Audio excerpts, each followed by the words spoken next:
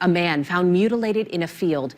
For years, there were no answers, and this past week, police made an arrest in the case. On November 19, 1997, a farmer in Blissfield Town, Michigan, was getting ready to gather the last of the corn in his field when he found something horrible. He saw what was left of a body as he walked through his field. The body didn't have a head or hands, and it was bare. There was nothing in the field that could be linked to the body that had been cut up. The discovery would stay a mystery for 25 years, but new technology has led to the discovery of two possible culprits who may be able to solve the mystery for good.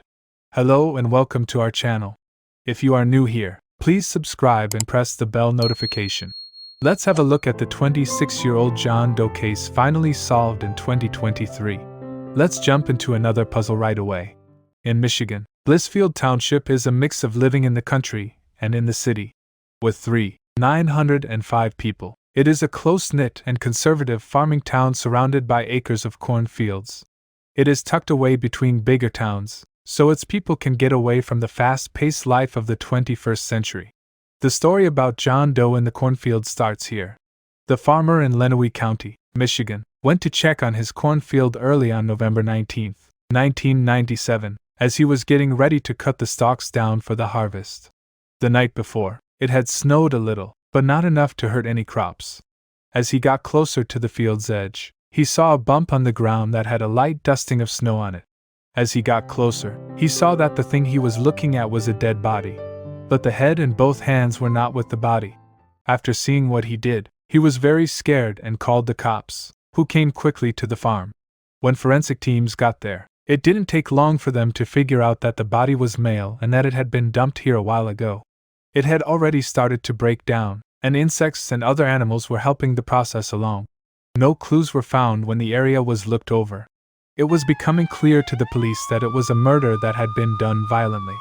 It was also clear that the crime happened somewhere else, and the body was dumped in the cornfield because there were no signs of blood around it, which there would have been if the body's limbs had been cut off in the field. Also, the road in Section 22 of Blissfield Township was only 50 yards from the crime scene, so it was easy for people to get to the area. The body was taken to the office of the coroner so that more tests could be done. There were no scars, tattoos, or birthmarks that could be used to tell them apart. Based on how the body was broken down, the medical investigator thought the murder happened within the last 3 months. When the inspector looked closely at the victim's cuts, he or she saw that the body parts had been cut off with a saw. Around the neck bones and wrist bones, there were saw marks. The examiner thought it was a clear attempt to make it hard for detectives to figure out who the victim was. Based on tissue samples and best guesses, the doctor was able to find out some basic facts. He found out that the victim had light skin, was Hispanic, and was between 20 and 40 years old. The victim was probably between 5 feet 8 inches and 5 feet 10 inches tall and weighed around 150 pounds, according to estimates. The detectives set out to find the answers. Without a head or hands, it was impossible to figure out who the person was. They looked in databases for lost people and talked to people in the area. One idea that caught on was that the victim was involved in a drug deal that went wrong. A few people in the area say that there was recently a drug deal close by in Toledo, Ohio. Investigators looked into it, but it didn't lead anywhere. Early on in the investigation in 1997, another tip came from a person who didn't want to be named. The person who called said that the body might belong to a guy only known as Roberto. Roberto was said to be a Hispanic man from 20 to 50 years old with dark hair and a mustache. The source said that Roberto was from Texas. He also had a wife and a child. Roberto might have been on his way to Chicago when he vanished. They were also told that Roberto lived in a house with chickens between McAllen and Weslaco in Texas. Using this information, investigators put these data into NAMIS, which is the National System for Missing and Unidentified People. A composite sketch was made and sent to local news stations, but unfortunately, this tip didn't lead anywhere. In the end, the pressure to figure out what happened started to build when police couldn't find the head and hands and were left chasing shadows. Over the years, they kept looking into the case and trying to find new clues, but nothing ever seemed to work out. In the end, the body was given a temporary name, Lenawee County John Doe, and buried in 1997 in a graveyard for poor people.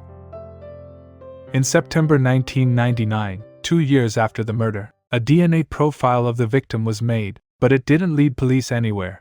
At the time, it was also added to NAMI's, but there was still no way to be sure who it was. For a while, no one came forward with any new information, and the case went cold again. In 2016, the case was brought back to life. Police were looking into crimes in the area that had to do with drugs and thought there might be links to the John Doe case. But at the time, nothing worked out. The John Doe case was then put on hold for a while because of the COVID-19 pandemic. But the Lenawee County John Doe case came back into the news in 2022 when a new cold case unit was created. The unit had officers from the state police as well as criminal justice students and professors from Michigan State University. After a lot of looking into the crime and trying to figure out what happened, there was finally a break in the case. A man was found dead and cut up in a field. For years, no one knew what happened, but this week, 25 years after the murder, cops made an arrest in the case. In 2023, officials in Michigan said that 2 men from Ohio had been arrested in connection with the 1997 John Doe case. On January 17, 2023, an arrest order was issued for Ricardo Sepulveda, 51, of Cincinnati, and Michael Sepulveda, 49, of Toledo. The 2 men were arrested on the same day that the U.S. Marshals, who had been helping with the investigation, got the arrest order. Attorney General Dana Nessel of Michigan thanked the teams for not giving up on the case and following up on the leads to make the arrests. The Michigan State Police and other local, state, and federal law enforcement agencies and attorneys worked together to gather evidence and figure out what happened and when. Nessel expressed her gratitude that the case was not abandoned, stating in a news release that all victims of crime deserve justice no matter how long it takes. The investigators have not disclosed how they narrowed down the search to the Sepulveda brothers, but it is believed that a possible drug debt dispute may have played a role. Sergeant Larry Rothman, who headed the cold case unit, stated that both Ricardo and Michael Sepulveda had been on the police's radar since the start of the investigation.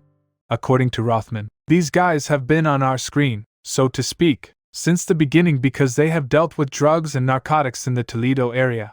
This is probably how they are linked to our victims through the drug trade. Rothman said that one of the clues came from a woman in the Upper Peninsula who remembered a murder that was done in a similar way. Both men were sent to Lenawee County. Michael gave up his right to not be sent there, but Ricardo had to go to a meeting with the Michigan Attorney General. If they are found guilty, they will be charged with first-degree murder and conspiracy to commit first-degree murder, both of which carry life terms if found guilty. The other charges are assault with the intent to maim, tampering with evidence, and conspiracy to tamper with evidence. Each of these charges can get you up to 10 years in jail. The 2 suspects have been taken into custody, but the investigation is still going on. Rothman said that the investigation was still in its early stages, but that the arrest might be the key to the case. Still, no one knows who John Doe is, but detectives are using crime labs and genealogy records to find out. Investigators have put the DNA profile from 1999 on a few family websites, hoping to get a good result. Rothman said that testing for genetic ancestry was a big step forward in solving cases. With genealogy and technology, we might be able to solve cases that are decades old that we couldn't solve before, he said. Sergeant Rothman said that they were still trying to figure out a few things, and it is possible that more people could be charged in connection with the murder. We hope more people will step forward. There's no question that other people from that time know some things, he said. Someone could be missing a father, and someone could be missing a husband. Someone is out there, and we think they might be from Texas. They are looking for a loved one they don't know where to find. All they know is that they left in 1997 and never came back, Rothman said. With improvements in technology and the use of genetic genealogy to solve cases that would have been forgotten otherwise, people are now finding answers to questions that have been around for a long time. By bringing attention to these cases, we hope to help probes by making more people aware of them. In this case, information about whom to talk to will be left in the text box. If you or someone you know has been missing a loved one, please use the tools available to call your local authorities with any information that can help solve a case. What did you think about the case for today? Do you think that all the new ways to investigate will help us solve the oldest unsolved cases? Leave your thoughts below, and if you know any other crime fans, please subscribe to our channel and tell them about it. Stay safe until we meet again.